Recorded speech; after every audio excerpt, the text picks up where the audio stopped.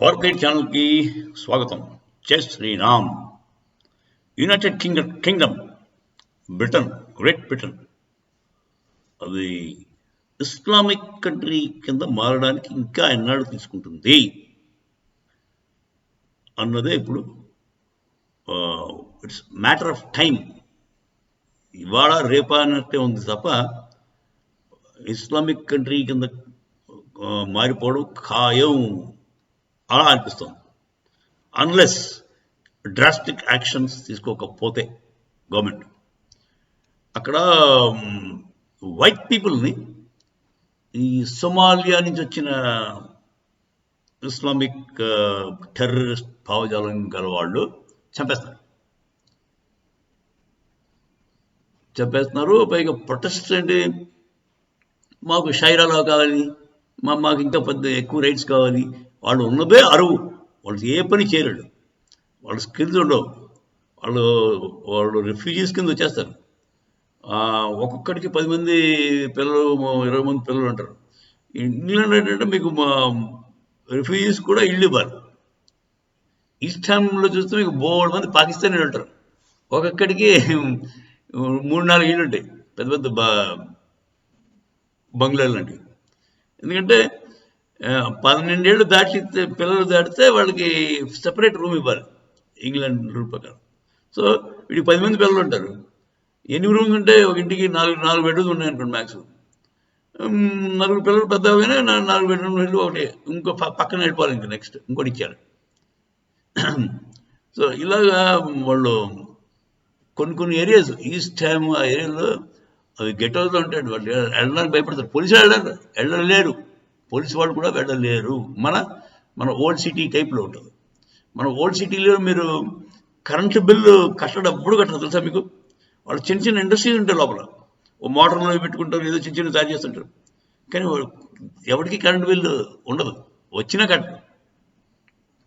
So ఏంటండి ఇది, ఎన్నాళ్ళు టాలరేట్ చేస్తారు ప్రపంచం అంతా ఇలాంటి దాదాగిరి? అంటే ఇస్లాంలోనే ఉంది ఆ ప్రాబ్లం, ఇంకెక్కడ లేదు. వాళ్ళు మెయిన్ స్ట్రీమ్లో కలవరు, అంతా మా రాజ్యం కావాలంటారు. వాళ్ళ రాజ్యం ఎక్కడా బాగుండదు. వాళ్ళ రాజ్యం ఎక్కడ ఏ దేశంలోనూ బాగున్న దాఖలా లేదు. మీకు ఆఫ్ఘనిస్తాన్ బాగుందా?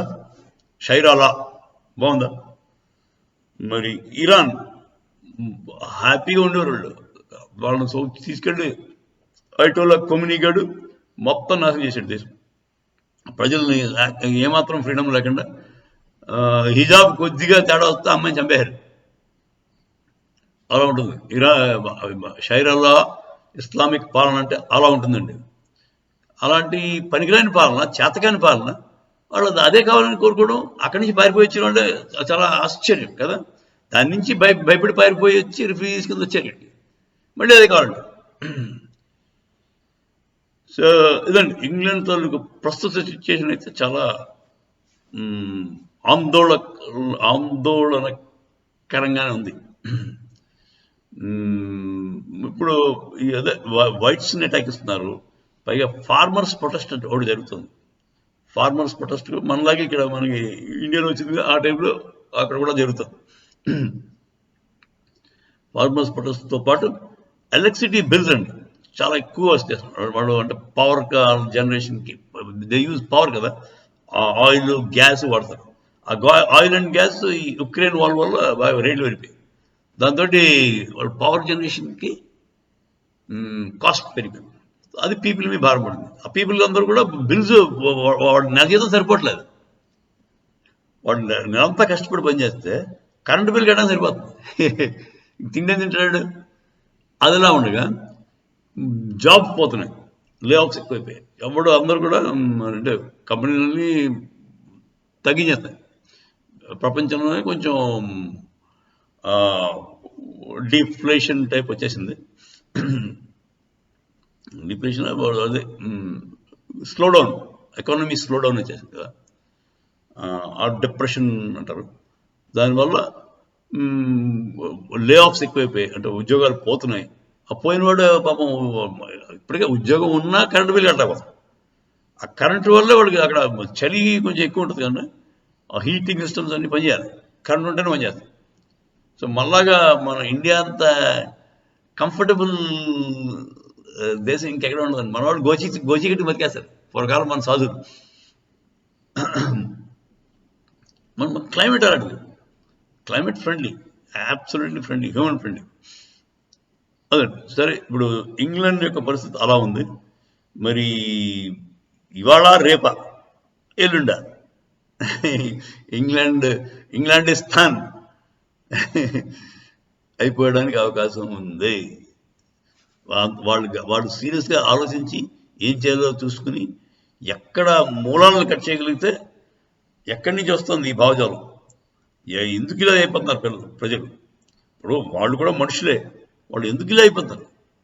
ఇప్పుడు అది సోమాలియా నుంచి వచ్చినాడు, జార్డన్ నుంచి వచ్చినాడు, పాలస్తీన్ నుంచి వచ్చినాడు, ఎందుకు వాడు మారలేకపోతున్నారు? అది వాడికి ఇక్కడ ఉన్న కంఫర్ట్స్ అది అలవాటు పడ్డాయి.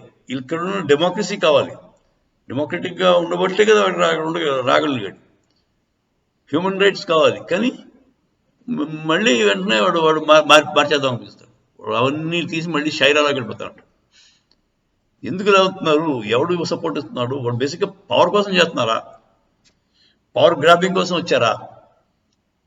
ఒక స్కూల్ ఆఫ్ థాట్ ఏంటంటే Islam is not a religion, it is a political entity to grab power అని కొంతమంది అంటారు. సో అలా అయినప్పుడు నువ్వు వాళ్ళకి ఎలా వాళ్ళని పొలిటికల్ ఒపోనెంట్స్ని ఎలా ట్రీట్ చేస్తావో అలా ట్రీట్ చేయాలి, అంతేగాని వాళ్ళని సాఫ్ట్గా ఉంటే కుదరదు. ఏమవుతుందో చూద్దాం. జై శ్రీరామ్.